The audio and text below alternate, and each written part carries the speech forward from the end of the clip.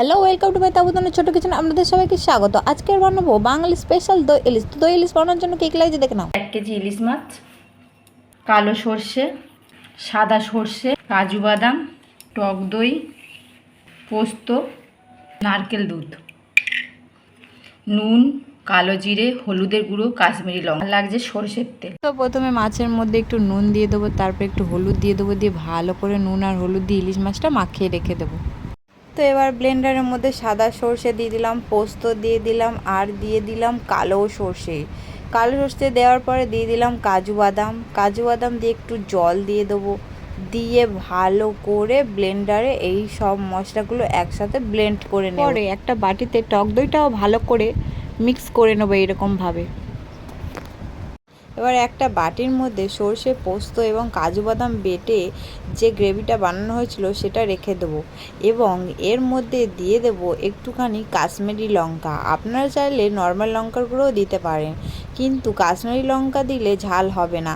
এবারে দিয়ে দেবো একটু হলুদের গুঁড়ো, এবার একটু দিয়ে দেবো নুন, দিয়ে ভালো করে মিক্স করে নেবো। তো দেখুন বন্ধুরা, এরকমভাবে একসাথে মিক্স করে নিতে হবে। তারপরে কড়াটা গরম করে তার মধ্যে দিয়ে দেবো সর্ষের তেল এবং দিয়ে দেবো কালো জিরে সর্ষের তেল দেওয়ার পরে যে ব্লেন্ডারে বাটা মশলাটা ছিল সেই মশলাটা দিয়ে দেবো। বাটা মশলাটা দেওয়ার পরে ভালো করে একটু নাড়াচাড়া করে নিতে হবে, একটু কষিয়ে নিতে হবে। তো দেখুন বন্ধুরা, ঠিক এইরকম তেল ছেড়ে দেবে মশলা দিয়ে। দেখুন এইরকমভাবে আপনারা মিক্স করতে থাকবেন যাতে তলায় না লেগে যায়, সেই জন্য এরকমভাবে বারে বারে মিক্স করতে থাকবেন। তো দেখুন বন্ধুরা, এরকমভাবে মিক্স করতে করতে এক সময় দেখবেন ভালো করে তা চারিদিকটা কেমন তেল তেল হয়ে যাবে। দেখুন বন্ধুরা, টেক্সচারটা ঠিক কেমন এসছে।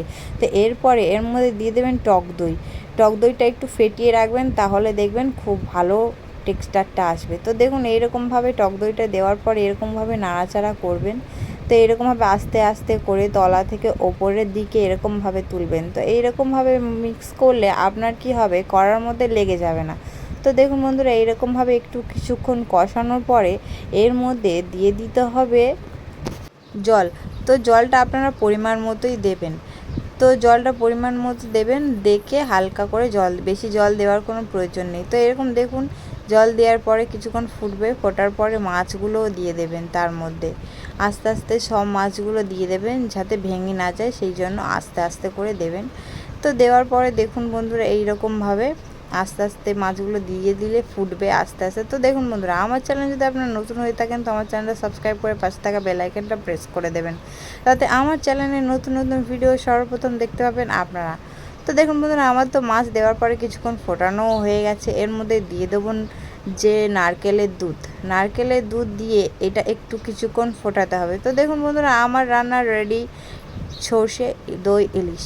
তো দই ইলিশ আপনারা যদি বাড়িতে এরকম বানিয়ে খান তো খুব সুন্দর হবে, খুব টেস্টি হবে। তো দেখুন বন্ধুরা, এইরকমভাবে রান্নাটা করবেন, তার উপরে দিয়ে দেবেন একটু কাঁচা সর্ষের তেল। তো আমার রান্না রেডি।